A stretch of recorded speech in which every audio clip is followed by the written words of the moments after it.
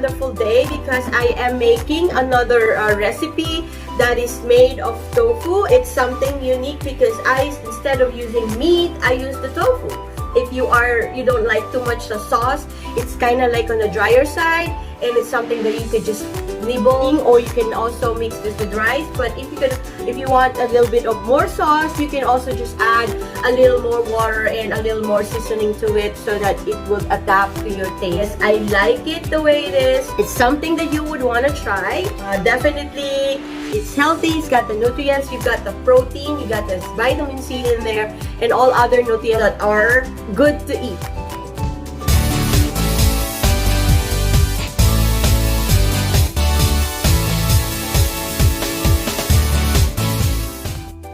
Here are the ingredients. 1 pack of firm tofu, 1 cup of white onion diced, 1 cup of red and green bell pepper cubed, 1 teaspoon of soy sauce, 3 tablespoons of tomato ketchup, or you can also use tomato sauce if you have them available, 1/2 teaspoon of granulated sugar, 2 teaspoons of apple cider vinegar, or you can also use 1 teaspoon cane vinegar, 1/4 cup of carrots cut into little pieces, 1 teaspoon of minced garlic, 1/3 cup of water, or you can add up to 1/4 cup of water if you want more sauce, 1 tablespoon of cornstarch, 1 cup of pineapple chunks drained, 1/2 cup of pure vegetable oil for frying the tofu, and last but not least, salt and pepper to taste. Now the first thing you gotta do is heat your pan and brown the pineapple chunks.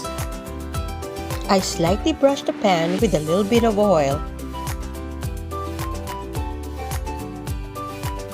Flip around until all sides are golden brown.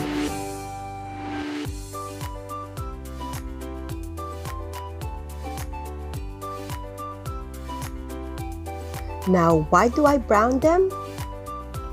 Well, aside from it gives it contrast to its pale appearance, it also releases a good aroma of the pineapple. When it gets that golden brown color, set aside. Use the same pan to fry the tofu and put the oil. Then put your tofu immediately. You don't have to wait for the oil to be very hot because this way, you won't have so much splatter.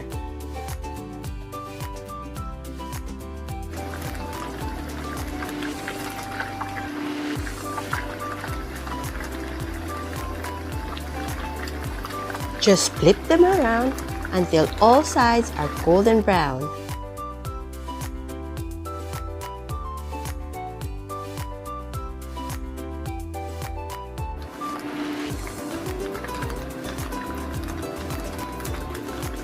While waiting, prepare a plate with towel to set them aside.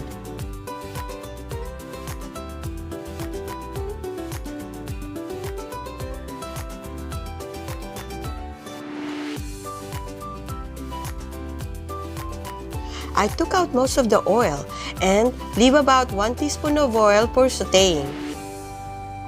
First, the onions.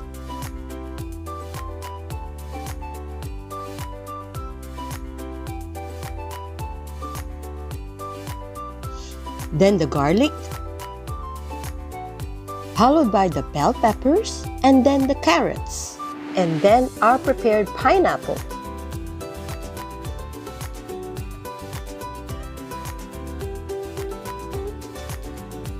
Then cover. Cook this for about 8 to 10 minutes. You'll also know when it's about ready when you sense the oozing aroma of the bell pepper. At this point, you may now add our fried tofu. Cover this for a few minutes. Let the taste and aroma of the veggies seep into the tofu. On one side, while letting this simmer, mix the other wet ingredients together.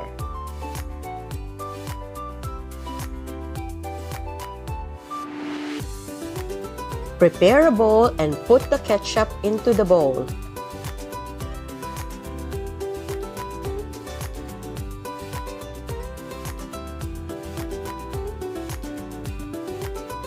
Then add the soy sauce.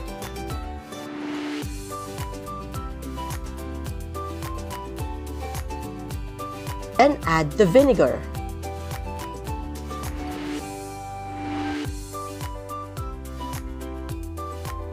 Then the sugar. Mix this thoroughly until well blended. On another cup, prepare our cornstarch mixture.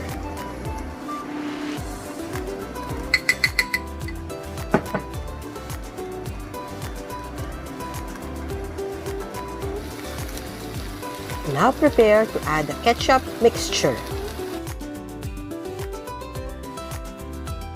Mix until well blended. Now it's time to get ready with our cornstarch mixture.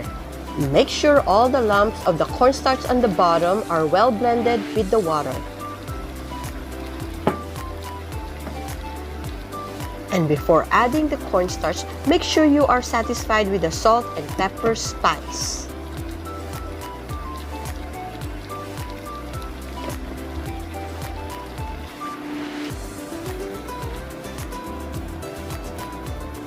Mix well and let it simmer for a few more minutes before adding our cornstarch.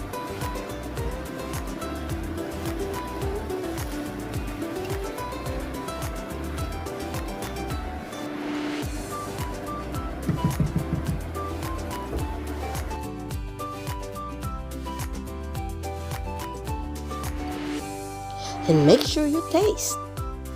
Then add the cornstarch mixture.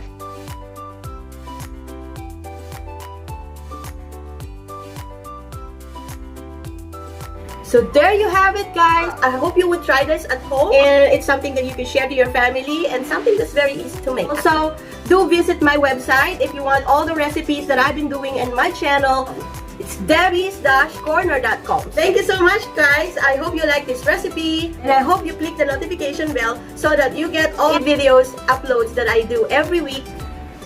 So there you have it, guys. I hope you enjoyed that little video and how I showed you the recipe and how to make sweet and sour tofu, and I hope you like that. And if you are new to my channel, please like.